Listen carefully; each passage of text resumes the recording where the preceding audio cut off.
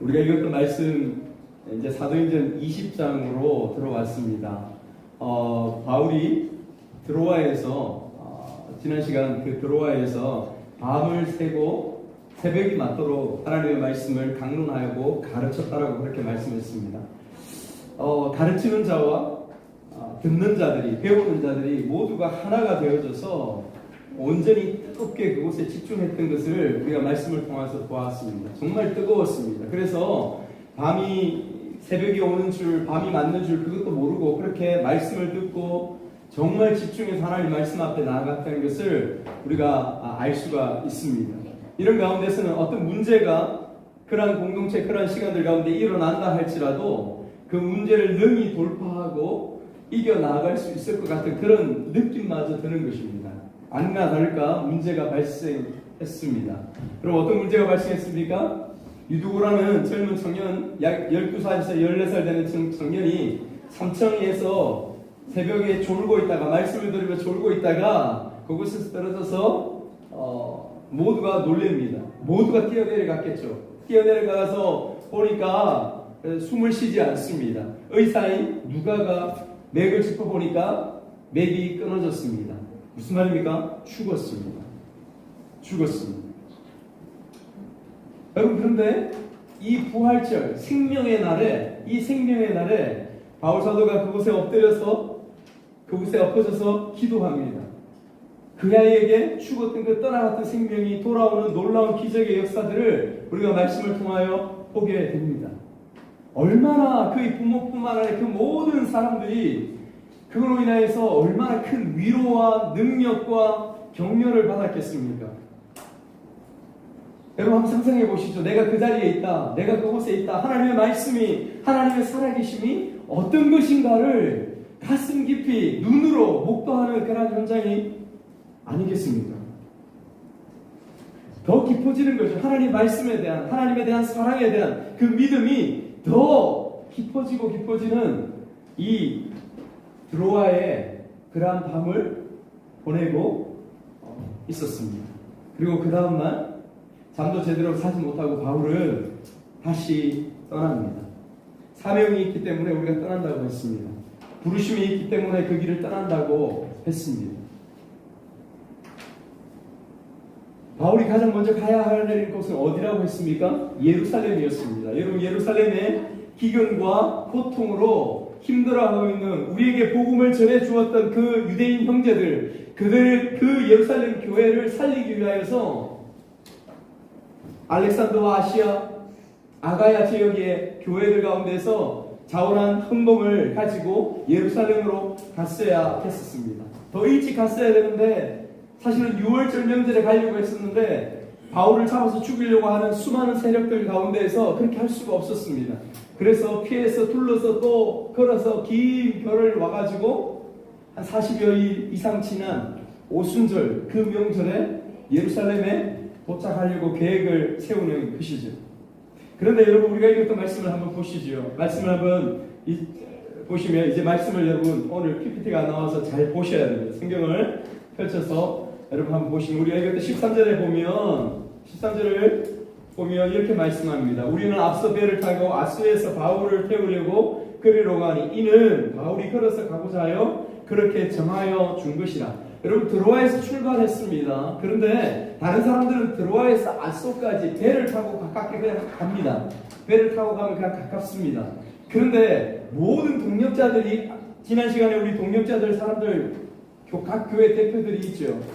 그 사람들을 먼저 배를 타고 보내고 어쩐 일인지 바울은 이 드로아에서 아소까지 그냥 걸어서 갑니다. 혼자 걸어서 갑니다. 드로아에서 아소까지 거리가 40km 정도 됩니다. 40km를 혼자 걸어가고 나머지는 배 타고 보내는 것이죠. 여러분, 우리는 질문할 수 있습니다. 왜 바울이 걸어갈까요? 왜 바울이 이 드로아에서 아소까지 걸어서 그 길을 걸어간다고 여러분 생각하십니까? 여러분, 저의 버킷리스트가 있습니다. 제가 언젠가 적어놓은 버킷리스트 가운데 그 중에 중요한 하나가 뭐냐면 언젠가 제가 유럽 스페인에 가면 산티아고라는 순례길이 있습니다. 원래 가톨릭 교회에서 이것을 그 산티아고 순례길이라고 만들었어요. 오래 역사가 굉장히 오래됐는데 원래 여러분 이 스페인 서바나 바울도 이곳에 가고자 했었는데 이전에 야고보 사도의 야고보의 그 유골이 이곳에서 발견됐다고 해서 여러분 스페인의 성자 하면 대표자가 누구냐면 야고보입니다. 그래서 그 길을 중심으로 해가지고 교회가 세워지고 그 길을 중심으로 약 800km에 이르는 산티아고 순례길이 만들어졌습니다. 그 순례길은 스페인뿐만 아니라 프랑스에서도 연결되어 있는 그런 순례길입니다. 지금 현재 세상에 수많은 사람들이 아마 순례의 길을 걷는 데는 가장 많이 알려지고 가장 보편적으로 많이 알려지고 사람들이 많이 가는 곳이 이 산티아고 순례길입니다. 그래서 800km를 걸어가는 거죠. 약 한 달에서 길게는 40일까지 걸어서 갑니다. 가는 곳곳마다 한 25km 정도 되면 숙소가 있고 또 25km 가면 또 숙소가 있고 25km 가면 또 마을이 있어 숙소가 있고 그런 곳이 산티아고 순례길입니다.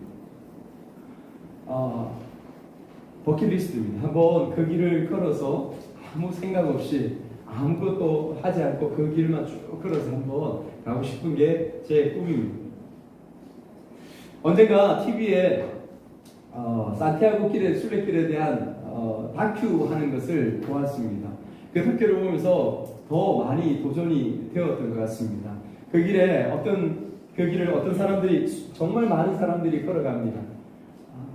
어떨 때는 하루에 100사람도 만나기도 하지만 어떨 때는 어떤 곳에서는 하루에 10사람 만나기도 힘든 때로는 홀로 걷고 때로는 친구와 걷는 그 길이 바로 이 산티아고 순례길입니다. 여러분 그 가운데서 한 중년 여성이 약 60여 정도 나이가 된 것 같은데 암에 걸렸습니다. 그래서 생명이 얼마 남지 않은 가운데 있었습니다. 한 친구가 그 소식을 듣고 나서 그 소리를 너무 놀란 나머지 그 친구에게 이 산티아고 순례길에 대해서 권하고 자기가 다 준비해서 이 친구와 함께 단둘이서 40여일 동안 이 길을 걷습니다. 그러면서 같이 얘기 나누고 같이 생각하고 같이 기도하고 인터뷰를 하는 장면들이 있었는데 계속해서 울면서 이야기해요. 계속해서 울면서 이야기를 합니다.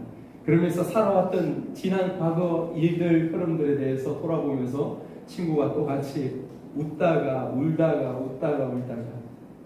그렇게 얘기하는 모습을 봤습니다. 굉장히 감동이 되었습니다. 한 사업가가 있었습니다. 그분도 이제 은퇴의 길 가운데에 어느 정도 있었던 분 같은데 남자분입니다. 돈을 엄청나게 많이 벌었습니다. 앞만 보고 달려왔습니다. 정말 앞만 보고 치열하게 싸우면서 그렇게 달려왔던 그의 길에 대해서 이야기를 했습니다. 그런데 은퇴의 시점에 와서 모든 것이 마음속에 부담과 회환으로 후회로 남는다면서 그래서 모든 것들을 내려놓고 이곳에 왔다라고 했습니다.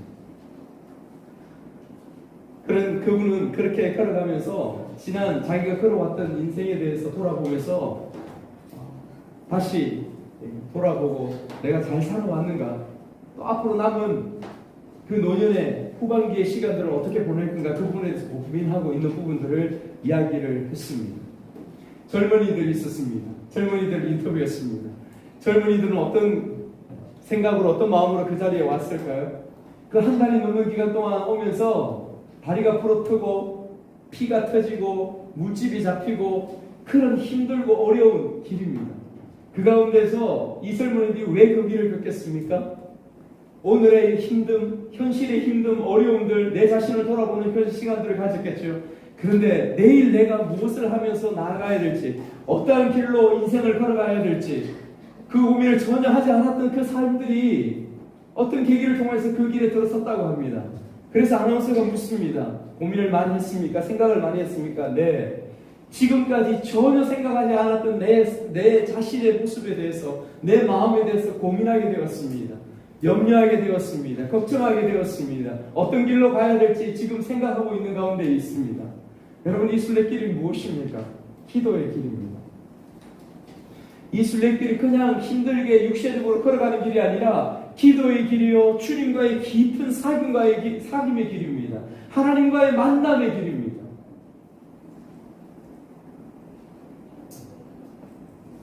바울 사도가 여러분 이 40km 정도의 길을 하루 한 이틀 정도 걸어가면 되는 이 길을 왜 홀로 그 길을 걸어갔을까요? 틀림없습니다. 바울이 앞으로 걸어가야 될 각 성에서마다 각 곳에서마다 네가 예루살렘으로 가고 네가 로마로 가면 어떠한 일들이 어떠한 핍박과 어떠한 고통이 오는 줄 성령으로부터 그것을 들었다고 했습니다. 깨달았다고 했습니다. 그 가운데서 바울이 얼마만큼 그 마음 가운데 준비해야 되겠습니까? 얼마만큼 하나님과 만나며 하는 그 마음과 중심을 준비해야 되겠습니까? 그래서 바울은 홀로 걸어갑니다. 하나님과의 깊은 사귐을 위하여서, 하나님과의 깊이 홀로 기도하기 위하여서 그는 드로아에서 아소까지의 길을 홀로 걸어갑니다. 여러분, 아무리 놀라운 사명의 길이라 할지라도 하나님과의 사귐이 없고 우리의 영혼의 쉼이 없으면 탈진이 일어납니다. 영적인 탈진, 영적인 번아웃 가운데에 들어갈 수밖에 없습니다. 목사들도 마찬가지예요. 아무리 기도 많이 하고 아무리 말씀 가운데 있어도 쉼이 필요합니다. 아니면 번아웃 되어져요. 여러분, 우리가 아는 것처럼 바울 사도가 얼마나 숨가쁘게 달려왔습니까?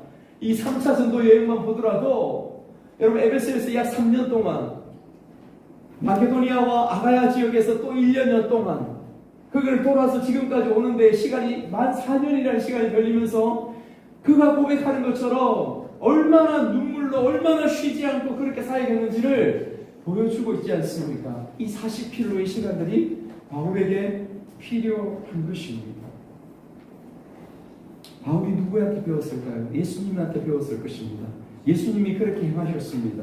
여러분, 마가복음 1장 35절 말씀, 마가복음 1장 35절 말씀 제가 읽어드리겠습니다. 주님께서 어떻게 행하셨는가? 그렇게 바쁘고 분주한 가운데도 주님은 시간을 내서 어떻게 하셨는지를 우리는 말씀을 통해 이미 알고 있습니다. 새벽 아직도 밝기 전에 예수께서 일어나 나가 한적한 곳으로 가사 거기서 기도하시더니, 새벽 한적한 곳에 나아가서 거기서 기도하시더니, 여러 곳에서 수많은 무리와 군중들이 따르는 곳에 예수님은 피하여서 홀로 있는 곳에 항상 나아갔습니다. 항상 그곳에서 하늘에 계신 하나님 아버지와 기도하는 것을 놓치지 않았다 말씀하시는 걸 우리가 알고 있습니다. 사랑하는 여러분, 여러분들이 지금 당면한 문제들, 우리가 피곤하여서 힘들어서 늘 우리의 입에 달고 있는 아 피곤해, 아 힘들어, 아 어려워, 여러분 그곳에서 정말 여러분들이 행해야 될 것은 쉼입니다. 목사님, 철없는 소리 하지 마십시오. 무슨 지금 바빠 죽겠는데, 힘들어 죽겠는데, 일이 잘 안 되어 죽겠는데 무슨 쉼입니까? 예, 맞습니다. 그런데 여러분, 그 쉼은 육체적으로 못 칠 수도 있습니다. 그냥 잠자는 것으로 만족해야 될 수도 있습니다. 진짜 쉼은 영적인 쉼이에요. 하나님 앞에서 쉼을 가지라고 주님께서 말씀하시는 것입니다.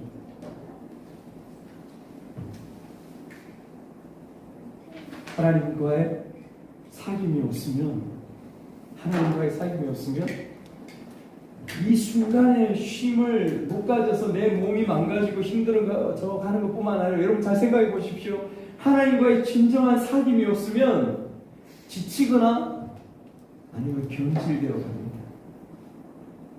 사람이 변질되어 가요. 오염되어 갑니다. 여러분, 우리가 아는 것처럼 이 땅에 정말로 능력 있던 주의 종들이, 정말로 하나님 앞에 부름을 받아서 놀랍게 쓰임받았던 그러한 주의 종들이 얼마나 타락하고 얼마나 변질되어 있는가를, 얼마나 욕심으로 덕지덕지 붙어서 인생의 노년을, 인생의 말년을 하나님 앞에서 부끄러움도 없이 그렇게 지내고 있는 거 여러분 너무 잘 알고 있지 않습니까?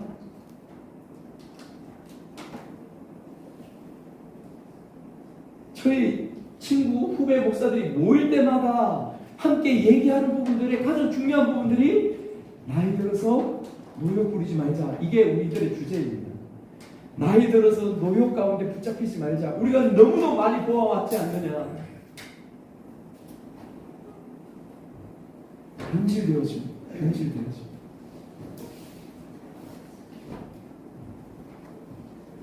여러분, 고린도전서 13장에서 너가 만약 아무리 놀라운 예언과 방언과 놀라운 능력을 가지고 있다 할지라도 사랑이 없으면 아무것도 아니다 말씀하시는 그 말씀으로 주께서 우리에게 말씀하시는 거죠. 하나님을 사랑하는 그 사랑이 우리 가운데, 그 사랑 가운데서 쉼을 가지지 못한다면, 그 사랑 가운데서 만남을 가지지 못한다면, 우리가 지금 어떤 일을 하든지, 우리가 지금 어떻게 분주하든지, 어떻게 수고의 땀을 흘리든지 그것이 다 하나님 앞에서 무용할 수 있다 라고 주께서 우리에게 말씀하고 있습니다. 그러므로 사랑하는 여러분, 돌아보십시오. 지금 여러분들을 돌아보십시오. 내가 하나님과 나의 영혼이 하나님과 있다 있는지, 하나님과 내가 연결되어 있는지, 내 지금 생각과 내 지금 마음들이, 여러분 간단해요. 주님 부를 때에 그 느낌이 없습니까? 여러분들 마음 가운데 아버지 부를 때에 여러분들 마음 가운데 그 느낌이 없습니까? 그러면 괜찮습니다. 그러나 마음에 부담이 되어지고 뭔가 껄끄러움이 느껴지고 한참 부르지 않았던 이름처럼 느껴지는 부분들이 여러분 가운데 있다면 심각한 영적인 문제 가운데 있음을 기억하십시오. 돌아오셔야 됩니다.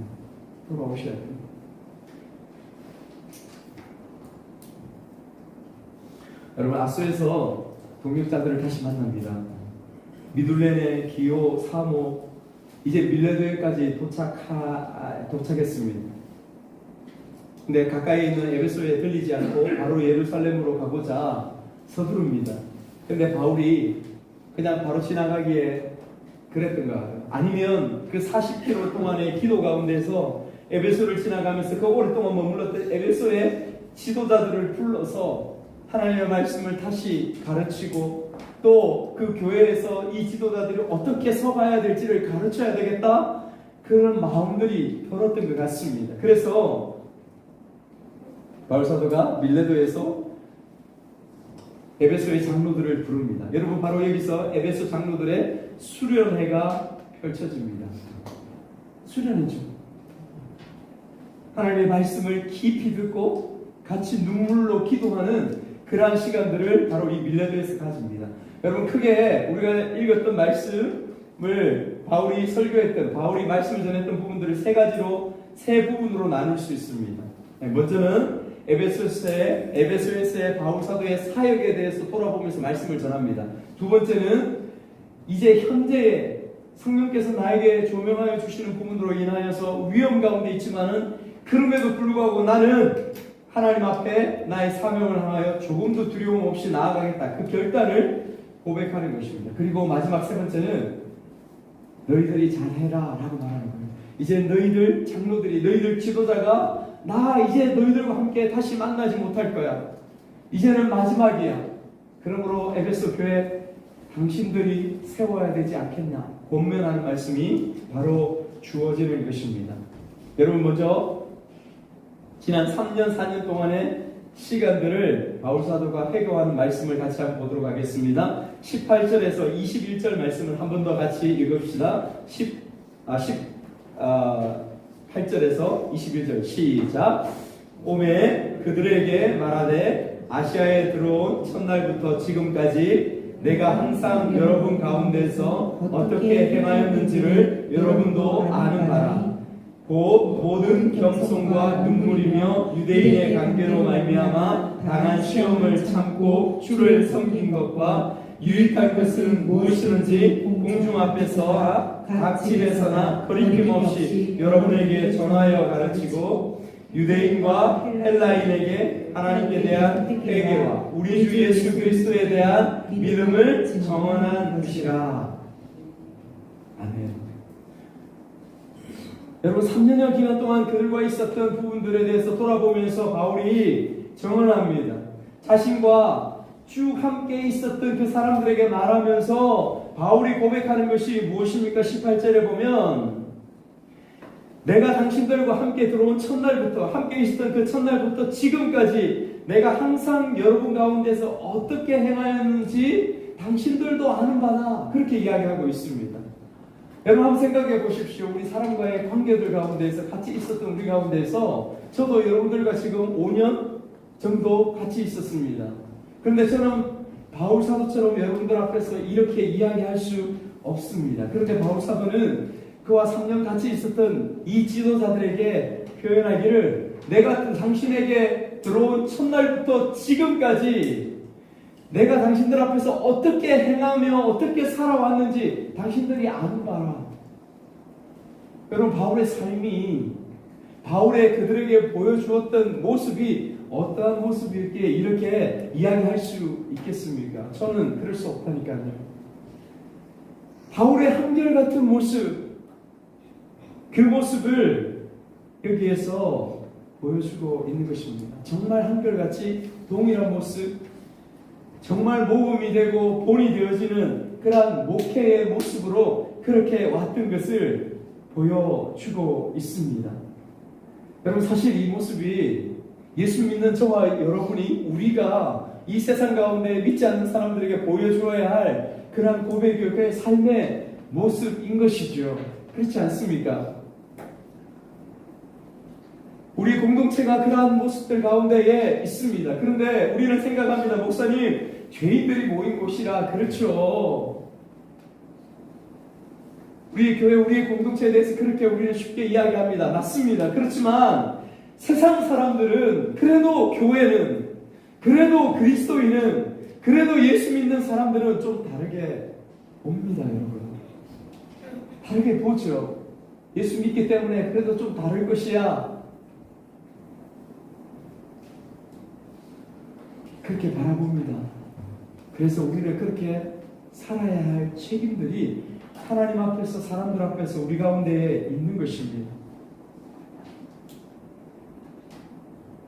우리의 공동체 가운데서, 우리의 친구들 가운데서, 혹은 우리의 직장들 가운데서 쟤는 예수 믿기 때문에 제가 그렇게 이야기하면 맞는 거야, 나는 너를 믿어 라고 이야기할 수 있는 그런 모습들이 우리 가운데 주어져야 되는데, 여러분, 그런 모습들이 잘 안 되죠.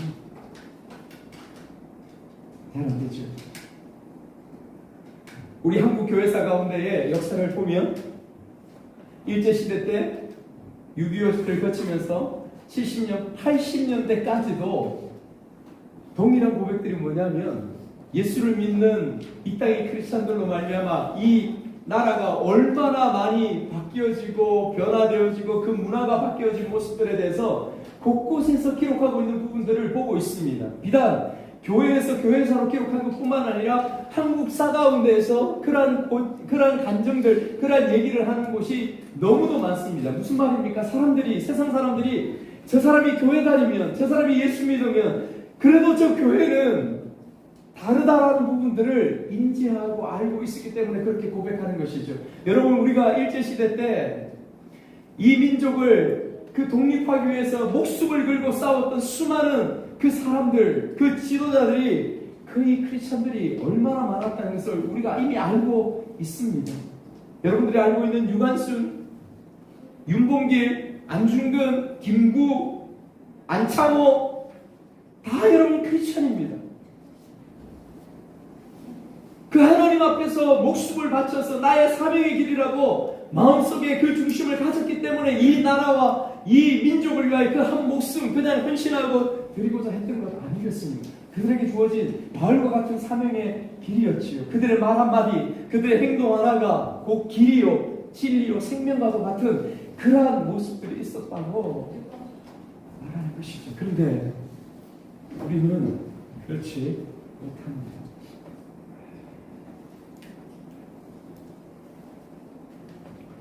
댓글에 여러분 말씀을 한 번 더 보십시오. 말씀은 바울이 어떤 자세로 구체적으로 그들과 함께 있었는지에 대해서 계속해서 이야기해주고 있습니다. 여러분 19절의 말씀을 보시면 세 단어를 말씀하고 있습니다. 바울이 그런 가운데서 그들과 어떻게 있었느냐? 모든 겸손과 눈물이며, 밑에 줄에 보면 시험을 참고 주를 섬긴 것과 이렇게 말하고 있습니다. 그래서 겸손과 눈물과 인내입니다. 겸손과 눈물과 인내입니다. 여러분 이 단어를 여러분 마음 가운데 좀 담으셨으면 좋겠어요. 여러분, 이 겸손과 눈물과 인내가 목회의 전형적인 언어입니다. 목회자의 전형적인 언어라는 것이죠. 그래서 여러분들이 기억하면서 저를 위해서 기도할 때에 하나님, 목사님 가운데에 겸손하게 하시고 눈물이 있게 하시고 어떤 상황들 가운데서도 인내할 수 있는 목사님 되게 해주십시오. 여러분들이 저를 위해서 그렇게 기도하고 중보해 주셔야 합니다. 목회의 단어에 뿐만 아니라 여러분들의 단어입니다. 여러분들의 언어입니다. 여러분, 겸손해야지요. 하나님 앞에서 눈물 흘리고 우리의 지체들의 아픔과 어려움들, 내 상황들을 가지고 하나님 앞에 눈물로 기도하며 나아가야 될 줄 믿습니다. 아멘. 여러분들의 주어진 상황들 가운데서 싸워야 합니다. 인내해야 합니다. 그것이 어렵더라도, 더디게 이루어질지라도 끝까지 참고 인내하면서 주 앞에 나아가는 것, 그것을 말씀하고 있는 것입니다.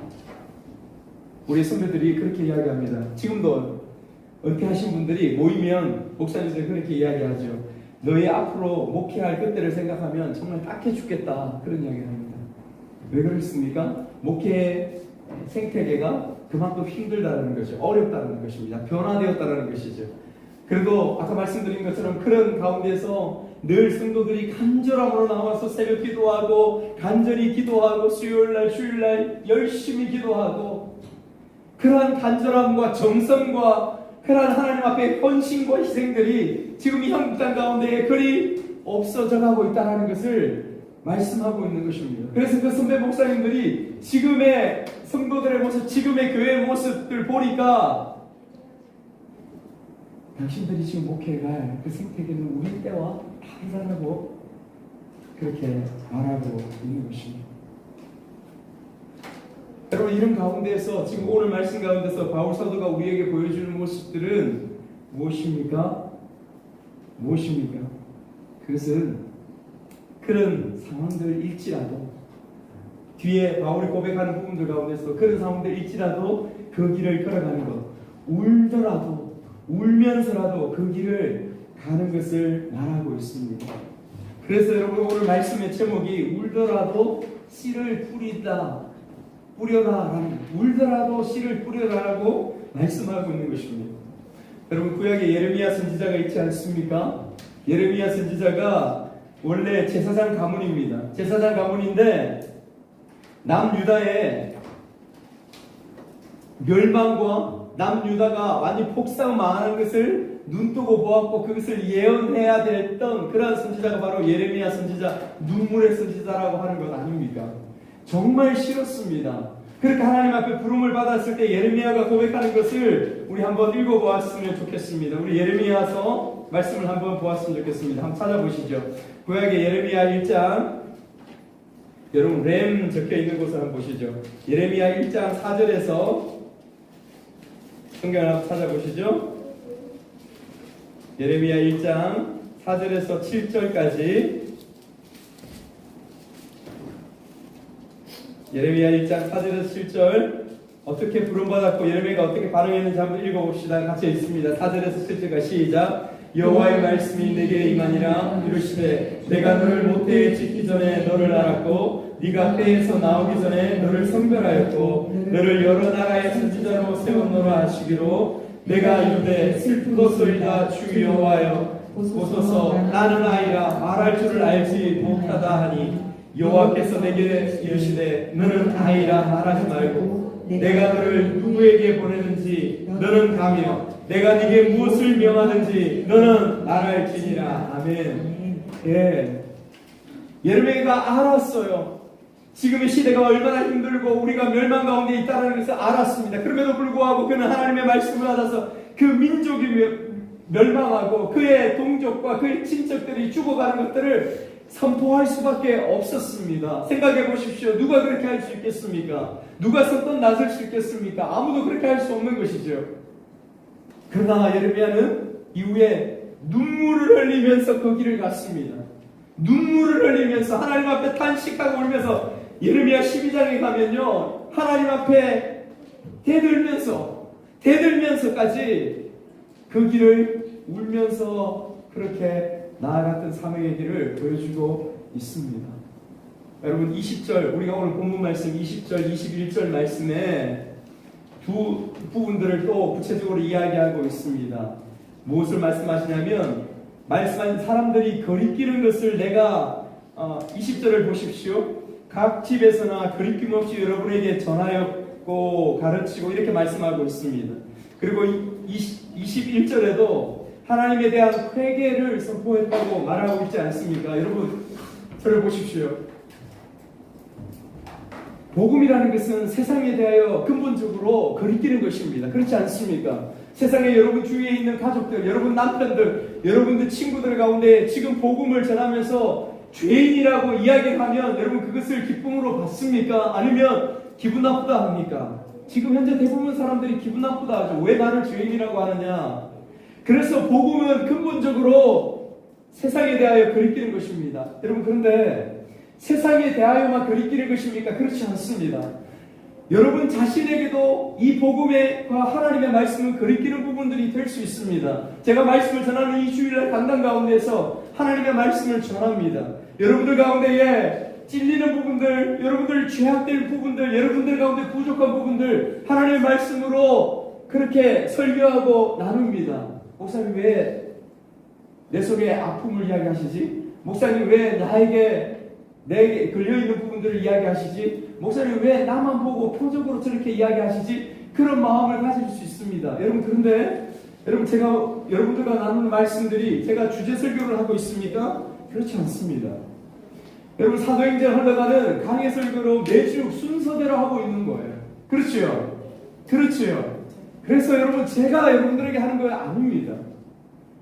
여러분들은 만약 오늘 이 시간에도 어느 시간 가운데도 말씀을 통하여 내게 찔림이 되어지고 내게 부끄러움이 되어지고 내 아픈 곳을 찔러고 아프게 되었다 라고 하는 부분들이 있다면 나의 말이 아니라 목사의 말이 아니라 성령께서 하나님께서 하신 말씀인 줄 믿으시는 여러분 되시기를 축복합니다. 하나님의 말씀입니다.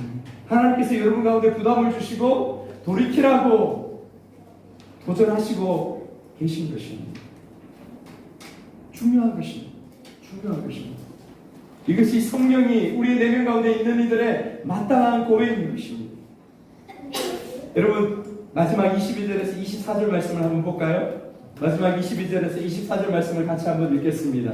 시작. 보라 이제 나는 성령에 매여 예루살렘으로 가는데 거기서 무슨 일을 당하는지 알지 못하느니라. 오직 성령이 각성에서 내게 정언하여 결박과 환난이 나를 기다린다 하시나 내가 달려갈 길과 주 예수께 받은 사명 곧 하나님의 은혜의 복음을 정언하는 일을 마치려 하면은 나의 생명조차 조금도 귀한 것으로 여기지 아니하노라. 아멘. 바울의 여러분 고백이에요. 성령을 통하여 알았습니다. 내가 나아가는 사명의 길들도 하나님께서 성령을 통하여 나에게 주셨지만은 동일하게 무엇을 알았냐면 그 길들 가운데에 핍박이 있고 환난이 있고 고통이 있고 어쩌면 죽을 줄도 모르는 그러한 모습들이 있다라는 것 또한 성령께서 각성해서 바울에게 가르쳐 주었습니다. 뿐만이겠습니까? 여러분 성경을 한 장 더 넘겨보십시오. 넘겨보시면 사도행전 21장에 11절을 같이 한번 읽겠습니다. 11절 시작. 우리에게 와서 바울의 띠를 가져다가 자기 수족을 잡아매고 말하기를 성령이 말씀하시되 예루살렘에 유대인들이 이같이 이 띠 임자를 결박하여 이방인의 손에 넘겨주리라 하거늘 그렇게 말씀하고 있습니다. 여러분 그 한 선지자가 아가보라는 선지자가 내려왔습니다. 아가보라는 선지자가 내려와서 그가 기도할 때에 바울 사도가 이 띠 임자가 그렇게 결박을 당하고 고통을 당할 것이라 예언을 합니다. 그것을 바울에게 이야기하는 것이요. 그럼에도 불구하고 바울은 안다. 그렇지만 내가 나아갈 그 길을 가야 된다 라고 말씀하고 있는 것이죠. 여러분 둘 다 성령의 말씀입니다. 둘 다 성령께서 말씀하고 있는 것이에요. 앞에 이루어질 일들에 대해서 말씀하고 있는 것입니다. 그럼 어떻게 할까요? 힘들다고 어렵다고 가지 않을까요? 그렇지 않습니다. 하나님께서 주신 그 사명의 길을 바울 사도는 걸어갑니다. 핍박이 있고 결박이 있고 미움과 정오가 있다 할지라도 그 길을 걸어가는 것이죠. 이렇게 힘들고 어려운 부분이 있다는 것을 가르쳐줌으로 인하여서 유익된 부분들이 있습니다. 그건 무엇일까요? 이 길에 그러한 시간들이 있다는 것, 그러한 상황들이 있다는 것을 알고 준비할 수 있는 것입니다. 준비하면서 마음의 준비를 하면서 갈 수 있는 것이죠. 여러분, 이것이 그리스도인의 길입니다. 사실은 우리가 믿음으로 걸어가고 있는 우리의 삶의 길입니다. 우리 시편 126편 5절에서 6절 말씀을 한번 읽어보겠습니다. 시편 126편 5절에서 마지막으로 이 말씀을 같이 읽겠습니다.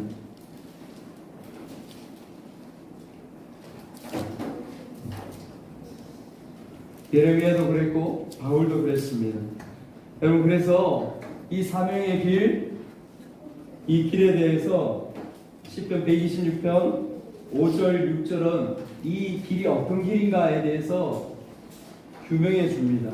개념을 지어 줍니다. 우리가 한번 읽어보겠습니다. 5절 6절 시작. 눈물을 흘리며 씨를 뿌리는 자는 기쁨으로 거두리로다. 울며 씨를 뿌리러 나가는 자는 반드시 기쁨으로 그 곡식 땅을 가지고 돌아오리로다. 아멘. 울더라도 씨를 뿌리러 나아가는 것, 고통스럽고 핍박이 있고 어려움이 있고 힘듦이 있고 울더라도 그럼에도 불구하고 또다시 씨를 뿌리러 나아가는 것, 복음을 전하러 나아가는 것, 사랑하기 위하여 나아가는 것, 용서하기 위하여 나아가는 것, 이를 위하여 나아가는 것, 이것이 그리스도인의 길이요 사명이라고 우리에게 말씀하시는 것입니다. 눈물을 흘릴지라도 눈물을 흘리는 상황들 가운데서 그 길에 서는 것. 여러분, 우리 아이들이 미래에 꿈이 있습니다. 이런 대학을 가기를 원합니다. 이런 진로를 이런 일을 하기를 원합니다. 여러분, 그 일들이 그 목표가 있지만 그것을 이루기 위하여 공부를 해야 되는 그 힘듦과 어려움과 고통과 고난이 있습니다. 그러나 울더라도 씨를 뿌리면서 나아가야 될 그 길이 바로 그리스도인의 길이라고 말씀해 주고 있는 것이죠. 말씀을 마칩니다. 여러분, 어떤 현실 가운데, 어떤 현장 가운데 지금 놓여져 있습니까? 우리에게 주어진 사명은 무엇입니까? 오늘 말씀처럼 멈추지 말고 두려워하지 말고 바울 사도처럼 그러한 부분들이 있음을 알면서도 불구하고 눈물을 흘리며 씨를 뿌리며 나아가는 우리의 그런들이 우리의 삶이 되기를 주님의 이름으로 축복합니다.